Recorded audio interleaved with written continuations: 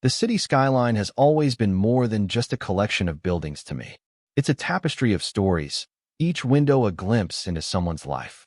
That's what drew me to write this tale of Alex and Jordan, two souls who found each other in the most unexpected of places, a glass elevator suspended between earth and sky.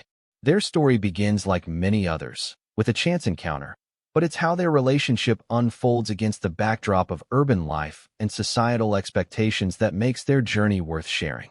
I've always believed that the most beautiful romances are those that challenge us, that make us question what we know about ourselves and what we're willing to risk for love. And in a world where we're constantly surrounded by people, yet often feel alone, finding that one person who truly sees you can change everything. The high-rise where our story takes place isn't just any building. It's one of those architectural marvels that defines a city's skyline. 68 stories of steel and glass reaching toward the clouds, its facade reflecting the changing colors of the sky throughout the day. During sunrise, it glows with warm amber light, and as dusk settles, it transforms into a tower of deep blues and purples before the interior lights flicker on like stars against the night sky. The building houses everything from corporate offices to luxury apartments, a microcosm of urban life contained within its walls. But its most remarkable feature, the one that brings our characters together, is the scenic elevator that runs along the eastern side of the building, encased entirely in glass. This elevator isn't merely a mode of transportation, it's an experience. As it glides upward, passengers are treated to an ever-expanding view of the city below, the winding river cutting through downtown, the patchwork of neighborhoods stretching to the horizon, and at night, the mesmerizing dance of city lights that make the urban landscape look like a reflection of the stars above. It's in this space, suspended between earth and sky, that Alex and Jordan's story begins to unfold. Alex is an architect, ironically working on the design team for the building's upcoming West Wing expansion. At 32, he's built a reputation for innovative designs that blend functionality with beauty, but his professional success has come at the cost of his personal life. He's dedicated, meticulous, and private, someone who has carefully constructed his public persona to match the precision of his blueprints. His colleagues respect him, but few truly know him. He's learned to compartmentalize his life, keeping his sexuality separate from his professional identity, not out of shame, but from a desire to be judged solely on the merit of his work in an industry that can still be traditional in its outlook. Jordan, on the other hand, approaches life with the same boldness that characterizes his art. At 29, he's made a name for himself in the city's art scene with his urban landscape photography that captures the hidden beauty of city life. His studio apartment on the 42nd floor of the high-rise serves as both his home and workspace, its walls covered with images of the city from angles most people never notice. Jordan sees beauty in the overlooked corners of urban existence. The reflection of neon signs in rain puddles, the geometric patterns of fire escapes against brick buildings, the quiet dignity of an elderly couple sharing a bench in a busy park. He's open about who he is, having embraced his identity years ago, though he's become somewhat guarded about his heart after a relationship that ended painfully. Their first meeting happens on a Tuesday evening in late autumn. Alex has been working late, finalizing details for a presentation the following morning. The office is quiet, most of his colleagues having left hours ago. When he finally packs up his materials, his eyes burning from staring at screens all day, it's past 9 o'clock. The regular elevators are running on their night schedule, stopping at every fifth floor to conserve energy. Impatient and exhausted, Alex decides to take the scenic elevator instead, hoping for a moment of peace before heading home to his empty apartment. As the doors slide open, he's surprised to find someone already inside. Jordan stands with his camera in hand, photographing the city lights through the glass walls. He's so absorbed in his work that he barely notices Alex entering, just offering a distracted smile as he adjusts his lens. Alex hesitates for a moment, almost considering waiting for the next elevator, but something about the other man's intense focus intrigues him. He steps inside, pressing the button for the ground floor, and the elevator begins its descent. "Sorry," Jordan says suddenly, lowering his camera. "I must look like a tourist." His smile is warm, genuine, reaching all the way to his eyes in a way that immediately puts Alex at ease. "Not at all," Alex replies, finding himself smiling back. It's a beautiful view. Most people who work here stop noticing it after a while. That's exactly what I'm photographing, the things we stop seeing. Jordan turns his camera to show Alex the display screen, a close-up of city lights reflected and distorted in the glass of the elevator itself. I'm Jordan, by the way. Alex. Their hands meet briefly, a simple handshake that somehow lingers a moment longer than necessary. You're a photographer? The conversation flows easily after that, the elevator's slow descent giving them time to exchange the basics of their lives. By the time they reach the ground floor, Alex has learned about Jordan's upcoming exhibition, and Jordan knows about the West Wing project. What neither says aloud is how refreshing this brief connection feels, how the air between them seems charged with possibility. Same time tomorrow? Jordan asks as they part ways in the lobby, the question casual, yet holding a weight they both feel. Alex finds himself nodding. I'll probably be working late again. Perfect. The light is better after dark anyway. Jordan's smile stays with Alex long after they've gone their separate ways. What begins as a coincidental meeting soon becomes a deliberate routine. Alex finds reasons to work late, and Jordan times his photography sessions to end just as Alex is leaving the office. Their elevator rides become longer as they press the buttons for floors they don't need, extending their time together in that glass capsule suspended above the city. They talk about architecture and art, their conversations revealing the parallels in how they see the world. Alex through the lens of structure and form, Jordan through light and shadow. During one ride, about 2 weeks after their first meeting, a sudden rain shower transforms the city below. Streetlights reflect in newly formed puddles, and the whole urban landscape takes on a glistening quality that makes them both fall silent in appreciation. It's like the city is showing off for us, Jordan says softly, his shoulder brushing against Alex's as they stand side by side at the glass wall. Maybe it is, Alex replies, and when he turns his head, he finds Jordan already looking at him rather than at the view. The moment stretches between them, full of unspoken possibility, until the elevator chimes to announce another floor. They step apart, but something has shifted, a threshold crossed without either of them taking a physical step. Their daily lives continue outside these shared moments. Alex navigates the corporate politics of his firm, sitting through meetings where executives debate the cost-effectiveness of his design elements without understanding their purpose.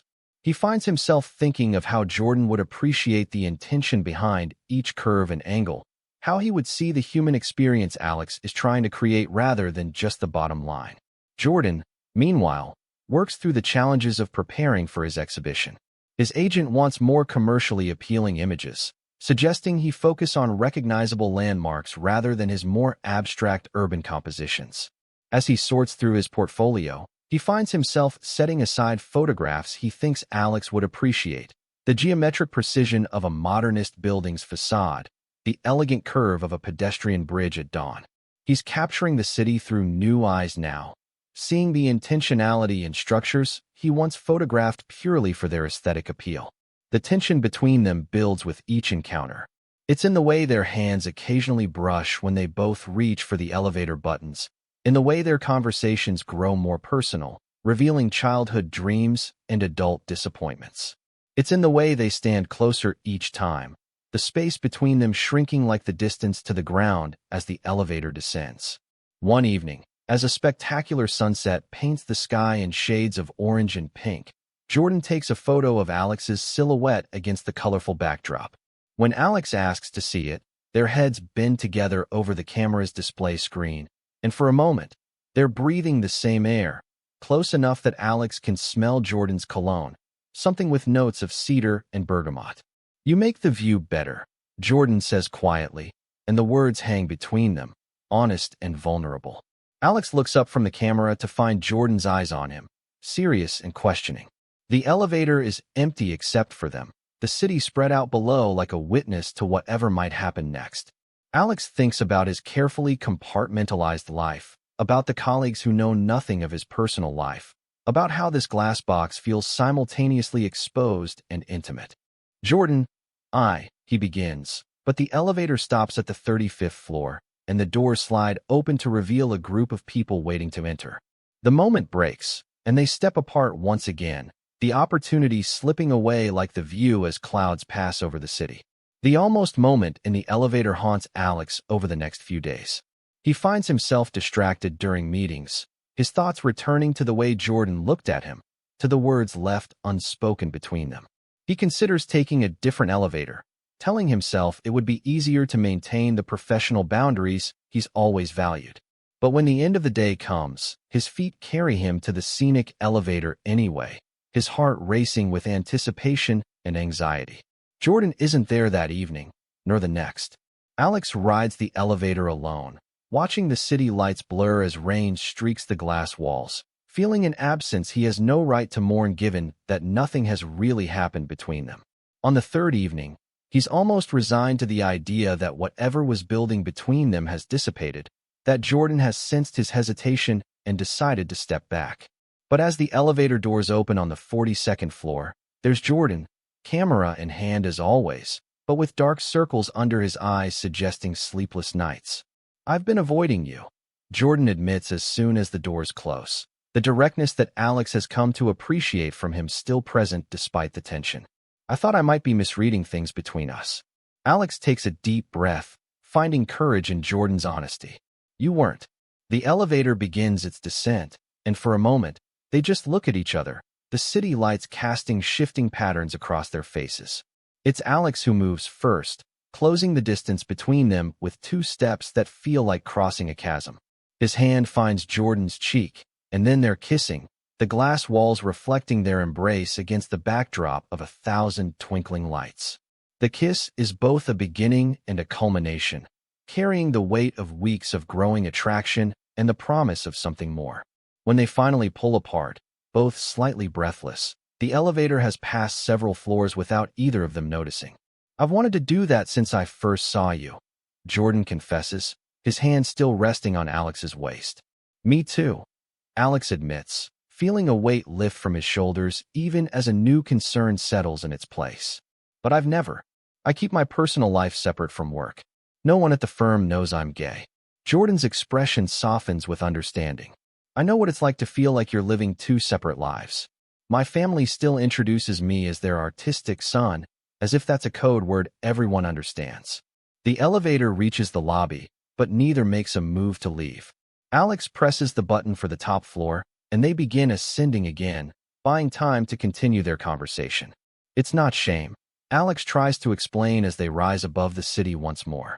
"It's just easier sometimes to keep things separate, to be judged on my work alone." "I understand," Jordan says, and Alex believes him. "We all have our boundaries. I'm not asking you to change yours." But as their relationship develops over the following weeks, those boundaries naturally begin to shift. Their elevator rides extend into dinners at quiet restaurants away from the high-rise, into walks through the city at night, when Jordan points out the interplay of light and shadow that inspires his photography, into evenings at Alex's apartment where they talk until dawn about everything and nothing. They're careful at first, maintaining the appearance of casual acquaintance when they might encounter Alex's colleagues. They take separate elevators during busy hours, meeting instead during the quieter times when the Scenic elevator is likely to be empty. But there are close calls, a senior partner almost catching them in an embrace when the elevator stops unexpectedly at his floor, a colleague from marketing giving Alex a curious look when she sees him laughing with Jordan in the lobby. The secrecy adds a layer of complexity to their growing relationship. For Jordan, who has lived openly for years, it sometimes feels like a step backward. For Alex, it creates a constant low-level anxiety that shadows even their happiest moments. They discuss it one night as they lie in Alex's bed, the city lights visible through the window creating patterns on the ceiling. "Does it bother you?" Alex asks, his fingers tracing patterns on Jordan's arm. "Having to be careful around the building?" Jordan is quiet for a moment, considering. "It's not ideal," he finally says. "But I understand why it matters to you.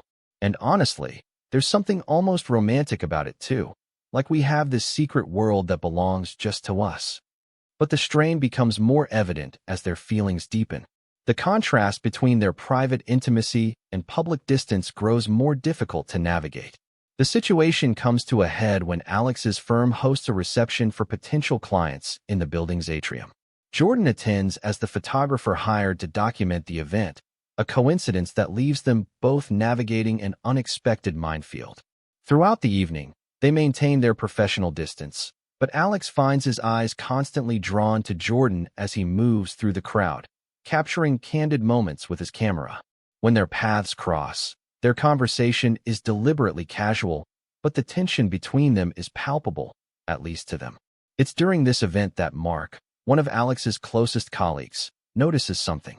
Alex doesn't realize it at the time, too focused on maintaining his professional demeanor while being acutely aware of Jordan's presence across the room. But the next morning, Mark stops by Alex's office, closing the door behind him. "So, you and the photographer," Mark says without preamble, sitting down across from Alex's desk. "How long has that been going on?"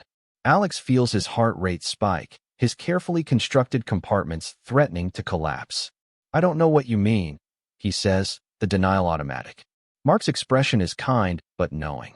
"Alex, I've known you for 5 years. I've never seen you look at anyone the way you looked at him last night." The moment stretches between them, Alex poised on the edge of a decision that feels monumental. He could deny it again, reinforce the walls between his personal and professional lives. Or he could trust his colleague, his friend, with a truth that feels increasingly difficult to hide. "A few months," he finally admits, the words both terrifying and liberating. "His name is Jordan."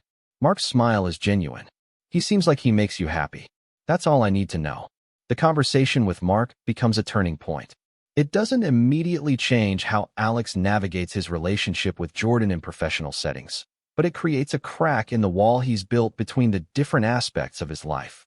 He begins to question whether the compartmentalization that once felt necessary is now holding him back from living authentically. This internal conflict comes to a head one evening in the elevator, their special place above the city. They're alone, the glass walls offering their usual panoramic view of twinkling lights against the night sky. But tonight, instead of appreciating the view, they're in the middle of their first real argument. "I'm not asking you to make some grand announcement," Jordan says, frustration evident in his voice. "But I don't want to be your secret forever, Alex." "I can't be." "It's not about you being a secret," Alex tries to explain. "It's about keeping my professional life professional. You don't understand the dynamics at the firm." "Maybe I don't," Jordan concedes, "but I do understand what it's like to hide who you are. I did it for years, and it nearly broke me. I don't want to go back to that, not even partially." The elevator stops at a floor, and an elderly couple enters, effectively pausing their conversation. They stand in tense silence as the elevator continues its journey, the couple oblivious to the emotional current running between the two men. When the couple exits a few floors later, the tension remains, filling the space between them. "I'm not asking you to change overnight," Jordan says more gently once they're alone again. "But I need to know that we're moving towards something real, something we don't have to hide." Alex looks out at the city lights, thinking about how they've become the backdrop to the most significant relationship of his life. He thinks about Mark's easy acceptance, about how nothing changed at work after their conversation. He thinks about the exhaustion that comes with constantly monitoring his words and actions, with maintaining the artificial boundary between his personal and professional selves. "You're right," he finally says, turning back to Jordan. "I've been hiding for so long that it became a habit, not a necessity. The truth is, I'm scared. Not of people knowing I'm gay, but of being fully seen. Of being vulnerable." Jordan's expression softens, and he moves closer, taking Alex's hand in a gesture that feels both comforting and brave given their location. "Being seen is scary," he agrees. "But it's also the only way to really connect. And what we have, it deserves that chance." The elevator reaches the lobby, but instead of exiting, Alex presses the button for the top floor again.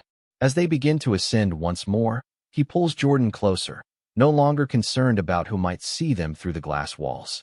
"I love you," he says simply, the words he's been feeling for weeks finally spoken aloud. "And I'm tired of pretending I don't, even for a few hours a day." Jordan's smile is radiant, reflecting the city lights behind him. "I love you too," he replies, and when they kiss this time, it's without the shadow of secrecy hanging over them. The changes that follow aren't dramatic, but they're significant.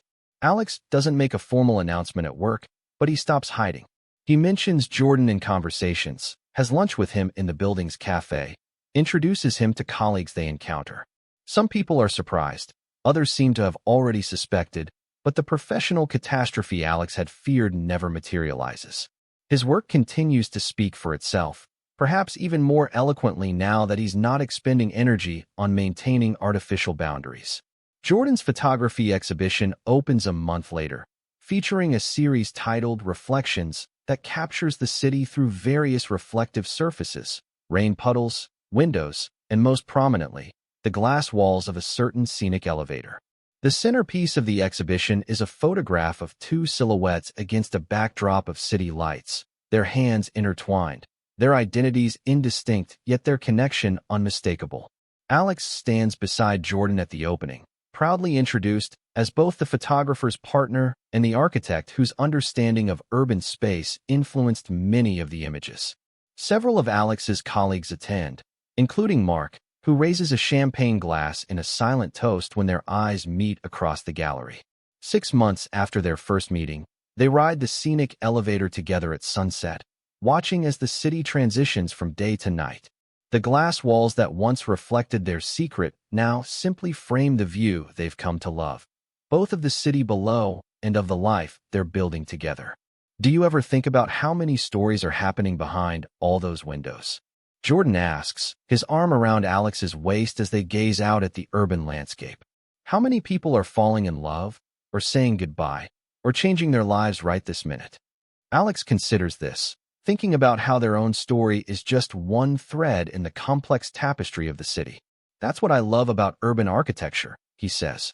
We create the spaces, but it's the people who fill them with meaning. Jordan smiles, raising his camera to capture the moment.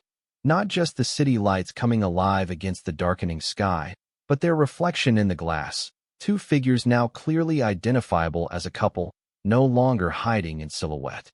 I'm glad we found our meaning, he says, lowering the camera to kiss Alex as the elevator continues its journey between earth and sky. Their private sanctuary now simply one more space where they can be themselves, together. As the elevator reaches the ground floor, they step out hand in hand, no longer concerned about who might see them. The high-rise stands tall behind them, its glass elevator continuing its endless journey up and down, waiting to witness the beginning of other stories, other connections. But Alex and Jordan's story has moved beyond those glass walls now, expanding to fill the city they both love, one day, one moment, one shared glance at a time. Total _char_count, 18,767.